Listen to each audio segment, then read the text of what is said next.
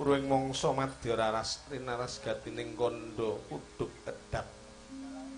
Kadya kedheping wanita tinari krama ron-ron kang padha panjreng siti. Kukila kang padha mincok pangingkayon ngoceh datan jijir. Akarya endah suasanane saya regeng kahanane inggawit saking jumeduling repat Punakawan ingkang padha gegoyonan gegojegan. Suka parisuka mengun sukane ati. Kinubeta kanggo kela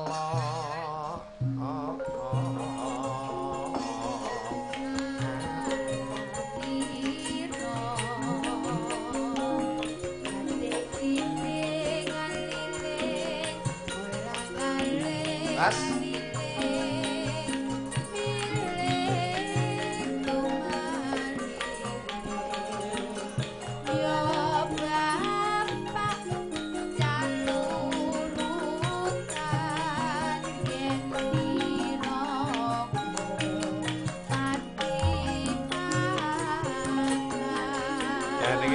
gandeng glinting iki penak ya rek.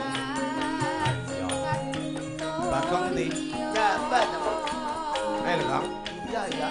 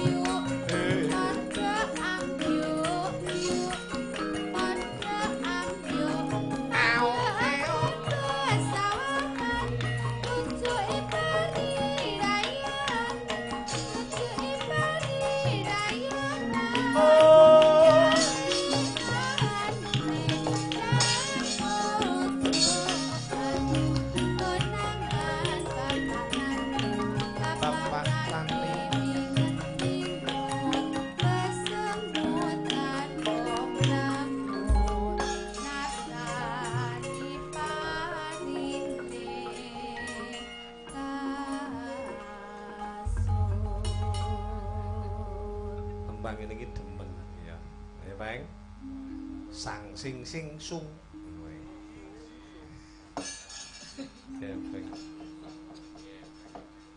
manuk petet oh dem dhisik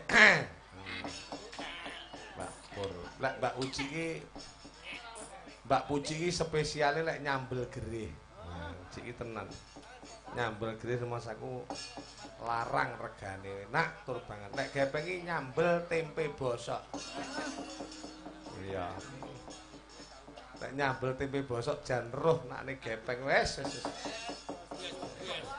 seng iya lek Bu Sutare ndak iso nyapa-nyapa piye Apa-apa mek jagane sing lanang. Tuh. Dahar barang iki tak rung sing lanang tekono ya ndak gelem. Jadi sampai sore ngenteni sing kakung teko. Nek sing kakung teko terus dulang-dulangan. Wis ra usah. Sebentar. Tuh, men. Loh, ndak ngono ki ora kok piye-piye, Pak. Kasih sayang. Loh, lek saya lek sik kemanten anyar kaya Mbak Karina ngene iki sik cinta. Mulai sedok duwe anak siji, loro, nganjek umurno malah kasih sayang, merasa memiliki. Oh. Wong lek merasa memiliki piye? Iya. Sudah. Kangen karo lengene sing lanang. Iya. Ngong ngeng ngong.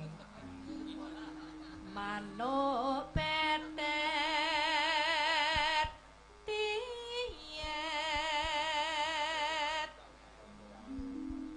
pating cruwet wet rera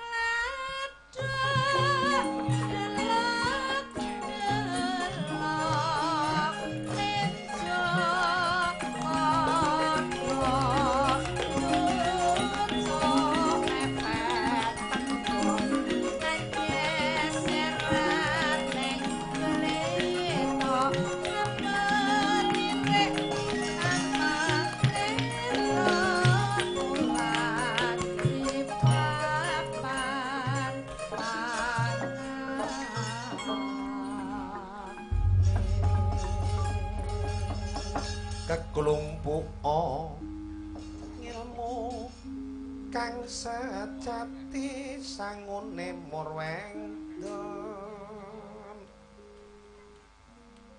pacangamu gergele lho sing angel pacangamu tansah ngawe awe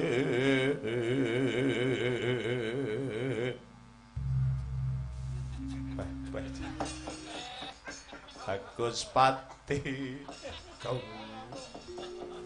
Bagus Pati lawan Roro Pati mung tansah ngenteni ing lawanging kubu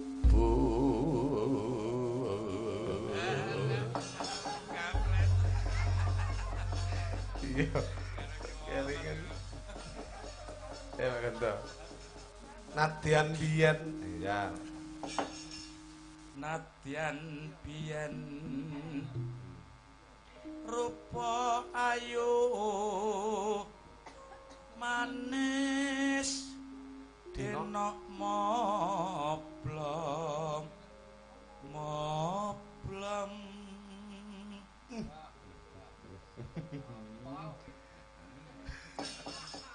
Derma kok iso, Pak? Derma peloke piye, Pak, wedine, Pak?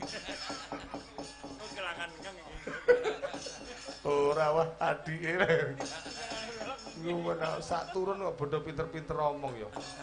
Nyambut ya apik. Ngono ki teko adik-adike no ya bodho pinter-pinter. Ngene ndak tau oleh opah. Iya. Oh iya, Pak. Anu, Pak, itu, Pak. Iya. Apa hitung ya? Iya. Yen wong lanang bagus tur anjlonet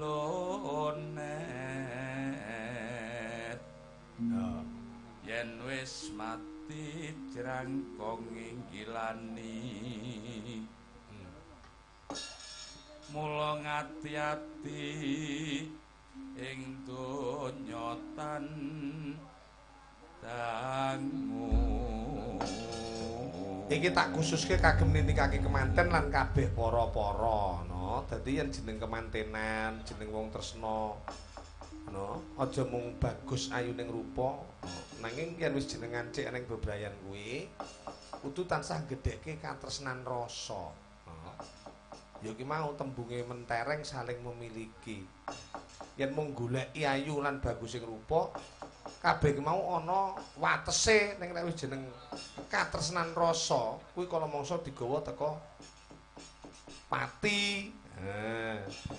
Jadi tembung-tembung kuno iki nek gelem ngonceki kuwi eneng guna lan paedahe wong jenenge dawuhing para sepuh awake dhewe iki nyinau rasa. Kula jenenge rombongan iki Hamong Sutojo. Hamong rasa. Hamong ki momong, rasa ki wis ngarani. Dadi ora usah kudu ditegur, lek awake dhewe iki semua setanggung jawab akan apa yang menjadi tanggung jawab kita ya kita laksanakan.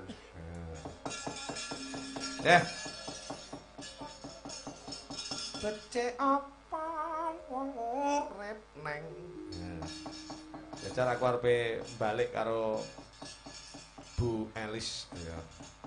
Utawa Mbak Via ya kena. Apa ora ketang sak rambahan uler kambang. Becik apa wong urip neng alakan donya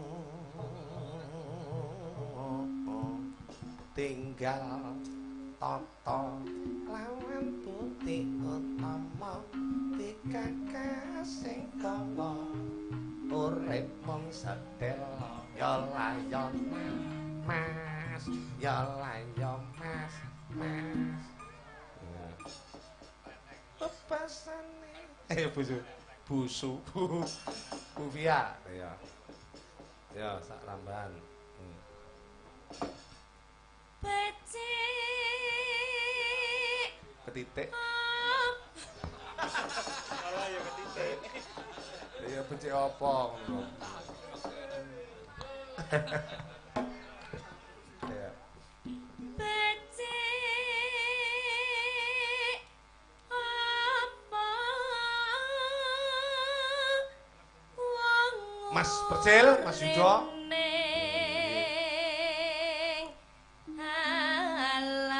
Ngene iki para sesepuh ya kangen lho karo tembang-tembang ngene uler kambang, gatik glinding.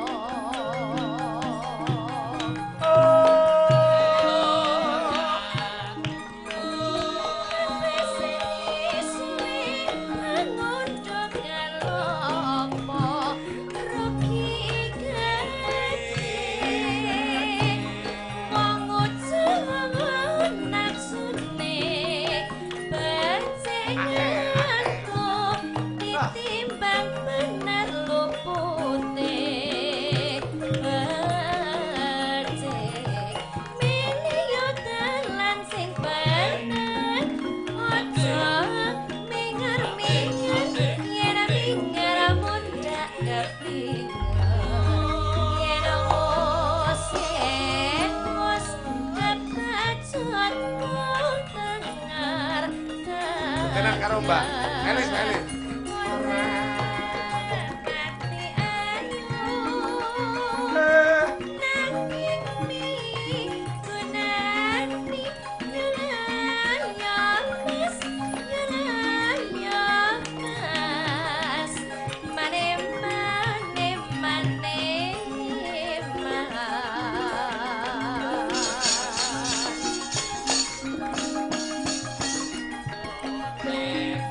Yo Mbak Elis.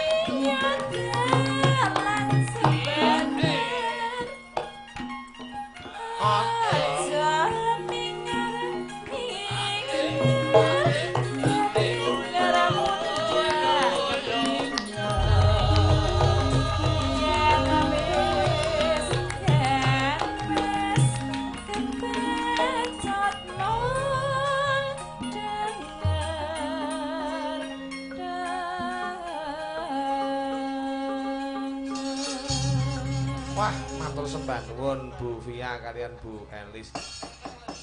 Mas Yudo. Dawuh, Mas Gareng. Iki ana wektu kang mirunggan esuk-esuk. Esuk-esuk. Pada yuyo. Wah. Mas Yudo gampang nyaut ya Mas Yudo. Nyautan. Mbok apal apa ora penting saur. Niki mau tembang-tembang lawas diaturke.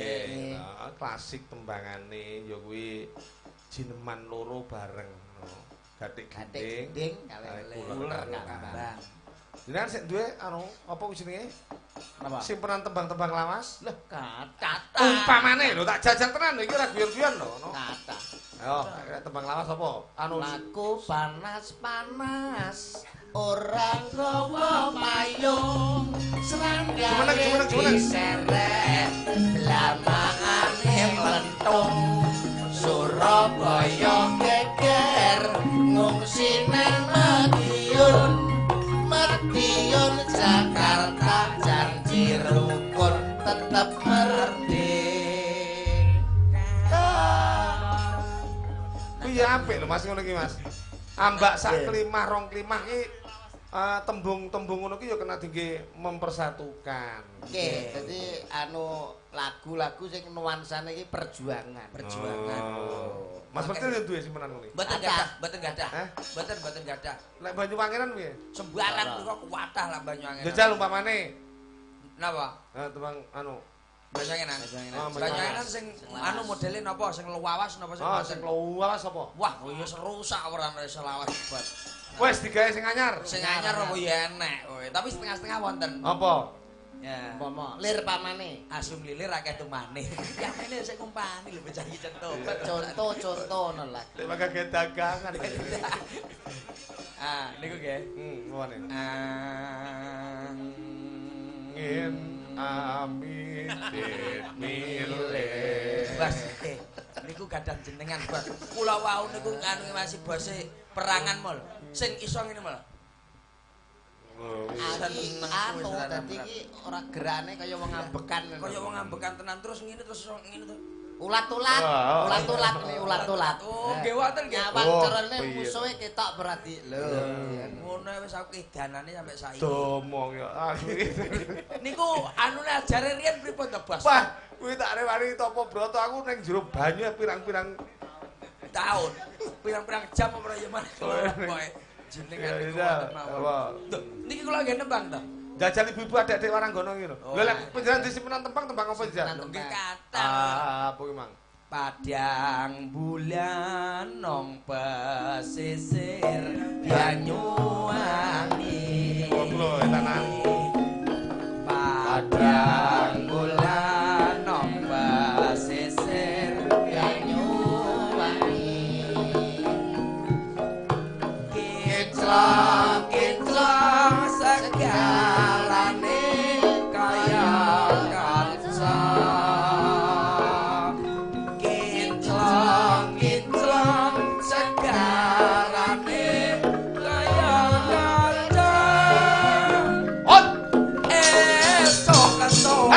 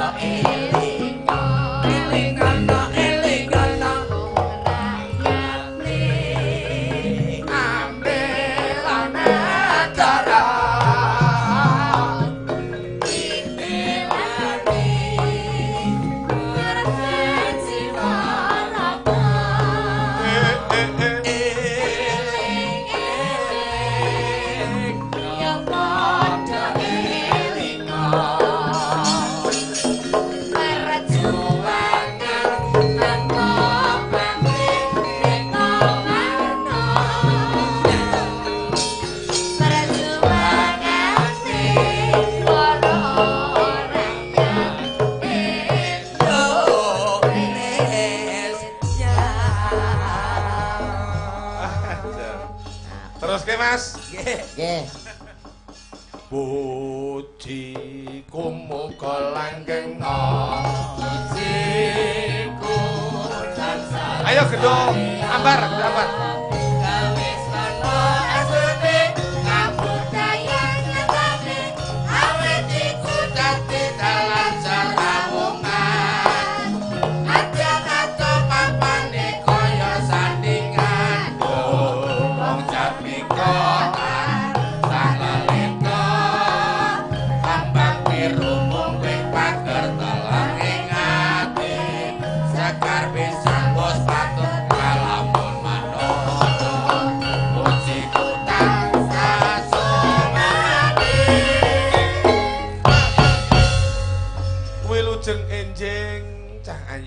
Genduk ambar. Nggih, wilujeng enjing. Dah kok bocah kok le menik-menik jar Mas. Nggih. Ambar iki aku arep njajal daerah etan-etanan Mas. Oh, etan-etanan nggih. Lagu etanan berarti eling. Mau wis nembangke tembang kangen. Tembang kangen iki sing nembang asli Mbak Vian iki Mbak Ambar. Wah, iki vokalis asli. Vokalis. Vokalis asli. Nyun sewu lho Mbak Via, mau kula tembang. Lah, Nggih niki larene. Asline ngene.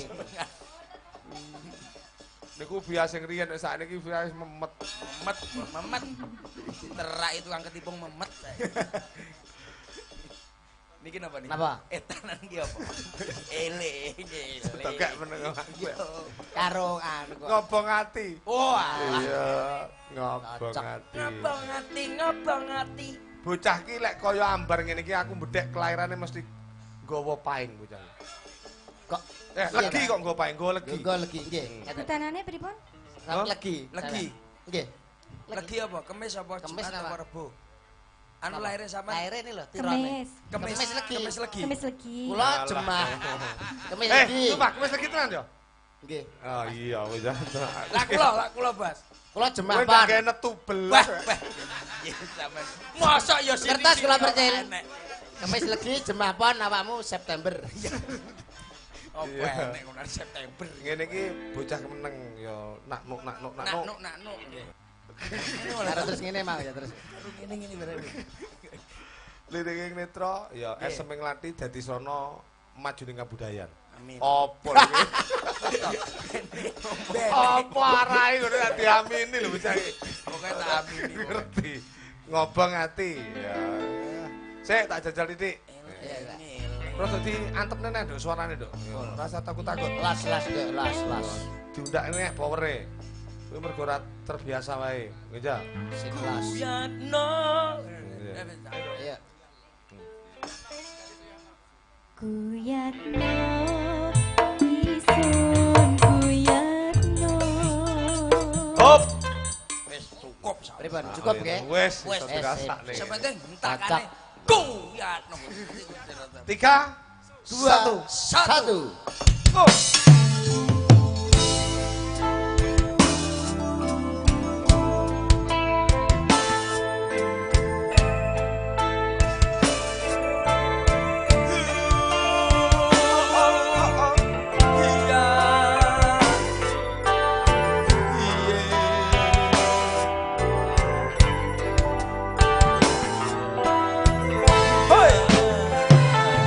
Kuyatno isun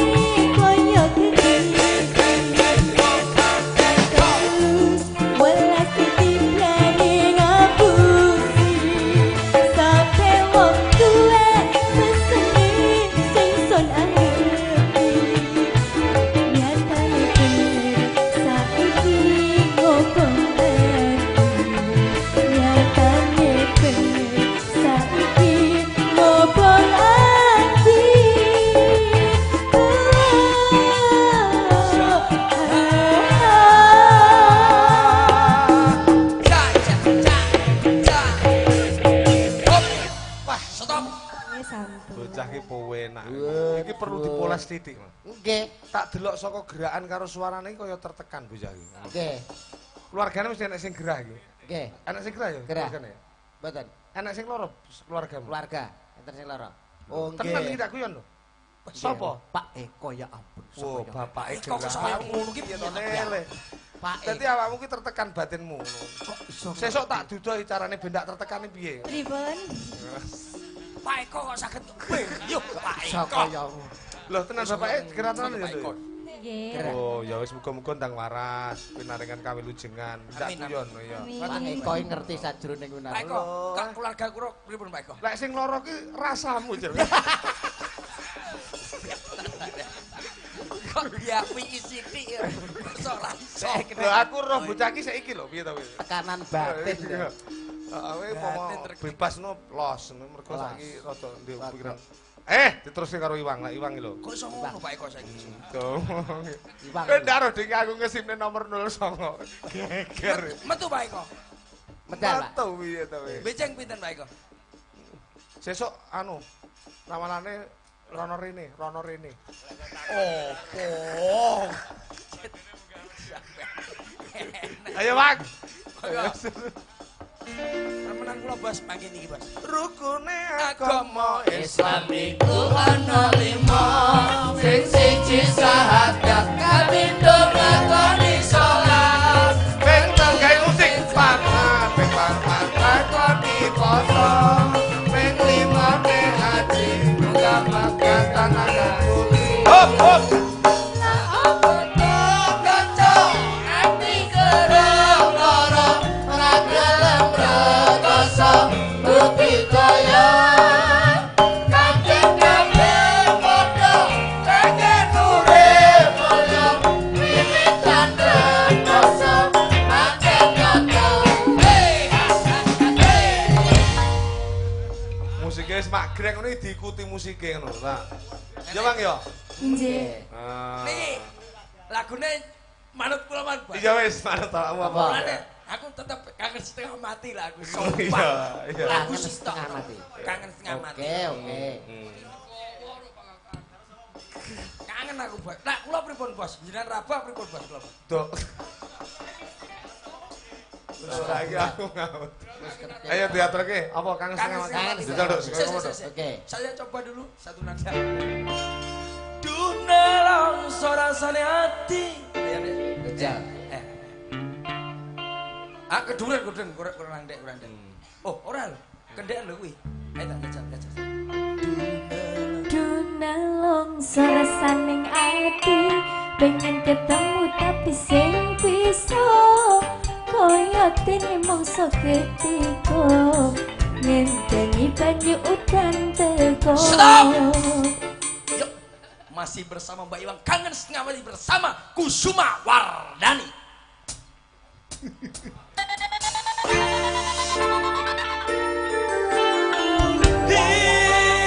Kita goyang lagi bro. Bulan lila lila.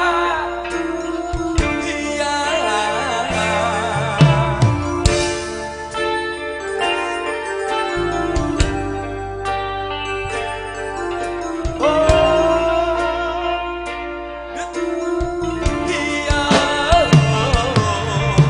Gelap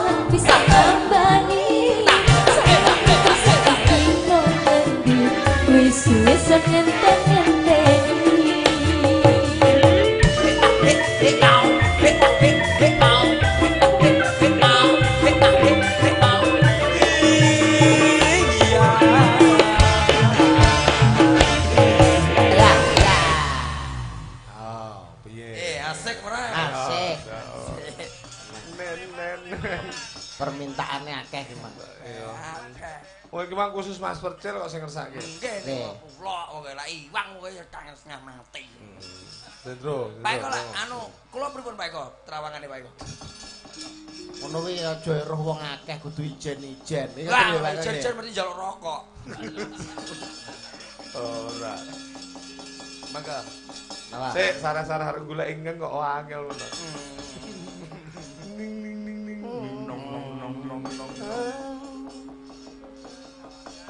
Ayo Mbak Via karo Mbak Elis ya, serasa tinggal-tinggal dari Loh, alah. Ayo. Gak gaengan. Dak, wis arep. Batin karo tak nulad lagu utama. Ayo atur. Ayo, kuwi lu jeng-jeng jeng Via Anjasmara. Enjing Pak Eko. Mbak Elis. Jeng. Tembangnya napa? Iki saiki manut Mas Yudo, lek Maman Mas Ucil. Dah, Iya. nembangnya apa? Anu lagu sing lagi ngetren teng Ngawi niki lho, lagune Mas Didi Kempot. Hai, tuh, apa niku? Tebang Tebu. Lah apik, apik. Apa tuh tebang tebu? Tebang tebu. Sing apik aja tebang tebu, Mas. Mendasmu gitu. Sing apik aja tebang tebu. Apa? Sembret tebu. Anu kuwi. Kembang Tebu nih lho, dalan anyar. Dalan anyar. Dalan anyar. Sik, jajal, Mbak Pian apa Mbak Elis? Golek dola-dola kok uang yo. Kembang tebu sing kapur kainan saksi bisu sing dadi kenangan. Hop. 3, 2, 1.